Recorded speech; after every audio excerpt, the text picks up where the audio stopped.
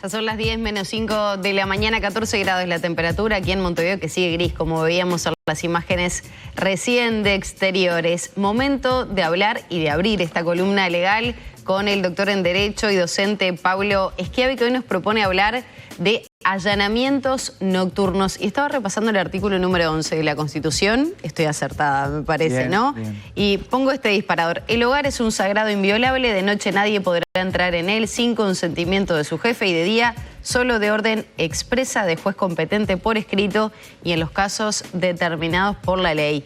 Y eso es lo que está en juego y se debate al día de hoy. Pablo, bienvenido. Muchas gracias, muy buenos días para todos. Sí, precisamente desde hace un tiempo a esta parte se está discutiendo el alcance de este artículo, que para mí es muy claro, y es muy claro lo que dice, y también creo que la audiencia tiene que conocer un poco de cuándo es este artículo que tenemos en la Constitución de la República, que data de la primera Constitución, que es de 1830, o sea que ni siquiera estamos hablando del siglo pasado, sino que estamos hablando del siglo XIX. Y bueno, yo he escuchado en estos últimos días distintas iniciativas, ya sea por la vía de ley, sea por la vía de plebiscito de reforma constitucional, y es bastante, me llama la atención en el sentido de que no podemos nosotros interpretar la Constitución en el sentido que la Constitución sea tutela de eventuales actos delictivos, que es lo que está en discusión. O sea, no, la situación política nacional, hasta del mundo que se vía en 1830, lejos está de ser la de hoy, y creo que lo que motivó al constituyente de 1830 a redactar y a plasmar esa redacción actual que hoy tenemos, claramente hoy para mí por lo menos no tiene ningún asidero ni ninguna correspondencia con el mundo en el cual vivimos, pero o sea, no para podemos... habría que adaptarla, la Constitución, a la realidad del día de hoy. También lo que pasa es que recuerda heridas de tiempos más recientes, ¿no? Hace 50 años el golpe de Estado, había violación de los derechos humanos e intromisión en hogares en la noche. Entonces, esas creo que son las dudas que caen, ¿no? O sea, bueno, ¿hasta dónde está el límite? ¿Cómo preservar esos derechos de las personas? Bueno, ahí lo que planteás, Lorena, yo lo comparto, pero no podemos nosotros legislar por situaciones aberrantes que ocurrieron durante la dictadura, lejos de eso. O sea, aparte este artículo no es de esa época, sino que, como dijimos, es 1830. Claramente, cuando nosotros podemos promover una reforma constitucional y adaptar esa prohibición que hay hoy de ingresar al hogar, que también está toda la discusión en cuanto al concepto, tiene que ser con las máximas garantías y tiene que ser con orden judicial. O sea, si nosotros cambiamos esta situación de hoy, claramente tiene que primar la defensa o el respeto de los derechos humanos y los derechos individuales, y tendría que haber orden judicial de por medio. O sea, sin orden judicial sería completamente ilegal.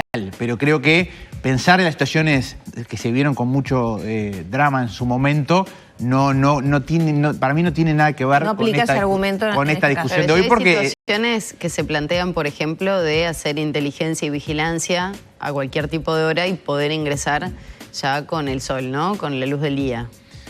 Pero sí, a ver, formas hay, pero si voy, por ejemplo, esto está muy vinculado al combate del Estado Nacional contra lo que es el narcotráfico. ¿Qué vamos a esperar? ¿Que los narcos esperar que desayunen de mañana para ingresar al hogar? O sea, yo creo que es una discusión... A ver, si no somos el único, somos de los muy pocos países, por lo menos a nivel regional, que tienen prohibidos los allanamientos nocturnos. Portugal y Uruguay, creo que por ahora. En la región no hay ninguno, y capaz que, bueno, sí, hay algo leí de Europa, pero creo que no tiene mucho sentido. Ahora, siempre que se den, insisto, las garantías, que haya autorización del juez, que haya un pedido fiscal fundado. Y ojo, también, a ver, no solo es legislar por legislar, también tenemos que tener una policía capacitada, ya sea en lo que implica un allanamiento nocturno, y también con los mecanismos de protección, porque obviamente no podemos arriesgar a ningún policía con todas las ser galado, digamos, en lo que implica, claro, ¿no? Que terminan poniendo de rehén muchas veces a niños, personas adultas mayores, como escudo para algunas situaciones. ¿Cuál podría ser el camino para habilitar los allanamientos nocturnos? Y bueno, hoy, por lo menos sobre la mesa, hay dos creo que dos grandes iniciativas. Una es la que está promoviendo el diputado Subía y también el diputado Luz, que sería una ley, digamos, interpretativa de la Constitución, es una ley Este artículo número 11. Este artículo número 11 que ataca sobre todo qué dimensión le damos hoy al concepto del hogar. ¿Qué es el hogar? Si es un sitio de narcotráfico no se puede calificar como hogar. Claramente cualquiera de los aquí presentes y cualquier del público que nos está escuchando entiende perfectamente cuándo es un hogar y cuándo no es un hogar. Ese sería un poco el articulado, eso requiere ley y se puede votar hoy mismo en el Parlamento si hay obviamente votos para eso. Sería una ley interpretativa de esto, o sea, no habría que cambiar la Constitución. No cambias la Constitución e interpretarse el concepto de hogar. Y la otra vía sería, también otra iniciativa que hay, es de esto someterlo a consulta popular mediante un plebiscito en las próximas elecciones. Yo ahí, esa vía obviamente, creo que en cuanto a lo que lograría sería lo mejor porque cambiarías la redacción del artículo 11, pero, y acá pongo acento en el pero, lo podés politizar nuevamente el tema. O sea, tiene esa debilidad. Por lo general... Todo lo que tenga coincidencia con las elecciones nacionales se termina politizando, y más si no tiene el consenso del sistema político. Exactamente, ¿no? exactamente. Además, en estas elecciones va a haber unas cuantas iniciativas. Y tenemos tenemos el tema de la reforma de seguridad social. Que la vamos a hablar otro día, pero sí, no creo que este tema puntual... A ver, acá hay un tema de seguridad pública, claro, es un tema de seguridad pública. Hay uno de los ministerios que ejerce el cometido por constitución también de la seguridad pública que no puede cumplir, pero esto no es de ahora, también el gobierno anterior se planteó, no puede cumplir a cabalidad su cometido porque hay una provisión constitucional que realmente no tiene también estaría mucho bueno sentido. Conocer, así como Uruguay es uno de los pocos países, según lo que tú nos decís, donde no existe el allanamiento nocturno, ¿qué efecto han tenido en cuanto a la lucha en contra del narcotráfico este tipo de medidas en otros países? Y bueno, ahí yo por lo que revisamos, los efectos son muy dispares, pero también dependen de las realidades de cada país. Acá tampoco podemos venir y vender humo diciendo con esto se arregla la lucha contra el narcotráfico. Claramente no se va a arreglar solo con esto, pero claramente los especialistas y los que le han hablado del tema, que uno los escucha, entendés que esto es una herramienta más y hoy como país y como Estado nos estamos privando de una herramienta más en ese combate. Es eso. Y creo que, a ver, claramente nosotros cuando se habla mucho esto en facultad, o sea, cuando vos tenés un texto constitucional o un texto legislativo, en esa redacción de ese texto incide mucho la época en la cual se dictó. Y acá estamos hablando del siglo XIX Sí, sin embargo hay legisladores incluso de la coalición que señalan que la Constitución no se toca, ¿no? Bueno, la Constitución obviamente hay que tocarla lo menos posible. Creo que en este caso la propia norma para mí quedó completamente obsoleta porque no tiene mucho sentido, en el sentido de que es de otro mundo y de otra realidad que no es la que tenemos hoy. Tampoco podemos aferrarnos a disposiciones que no regulan la realidad de hoy. O sea, eso también, el derecho supone cambio también, ¿no? Me quiero quedar con un concepto que manejabas recién respecto a lo que es más viable, que es reformar el artículo 11 y por qué no, tal vez la adaptación de la ley.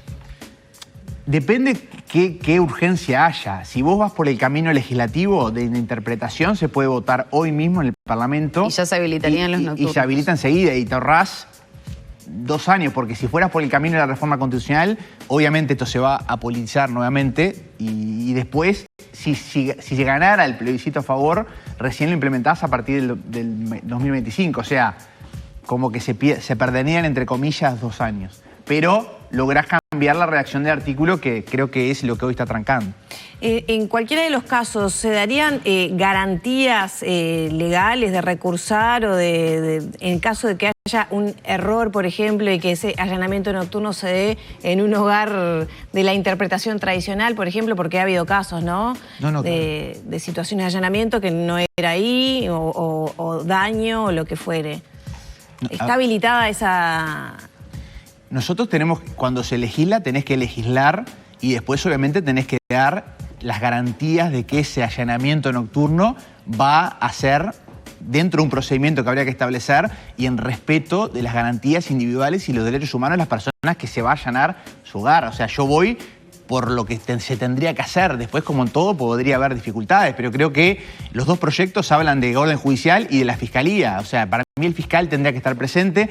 Ahí tengo una salvedad, no creo que el juez tenga que estar presente porque tampoco materialmente, hoy con la tecnología, puede estar al teléfono, o sea, pero sí que el fiscal esté presente también es una garantía para las partes. Pero obviamente esto no es solo el regularlo, el legislarlo, sino que después tenés que tener al cuerpo policial en condiciones de practicar ese allanamiento, porque obviamente esto va a generar situaciones de violencia, claramente. O sea, nadie va, y más en estos casos, nadie te va a abrir la puerta. O sea, si estamos hablando de allanamiento, es contra voluntad de quienes están adentro, ¿no? Claro, y esa pata es viable, hay condiciones en el Estado como para poder... Eso tendrían que, la respuesta tiene que ser de las autoridades hoy del Ministerio del Interior, de que la policía está no solo capacitada, sino que tiene el equipamiento, el armamento, los chalecos o sea, todo. O sea, no podés tampoco exponer a funcionarios policiales a regalarlos, a hacer un allanamiento nocturno cuando no están en condiciones. O sea, una cosa es la pata legislativa y otra cosa es la pata después de la capacidad del poder, sí, no, en este caso del Ministerio del Interior. Y después no lo puedo aplicar, Claro. es un tanto Por ahí complicado. va un poco claro mi pregunta, Claro. ¿no? Pero eso son más bien dudas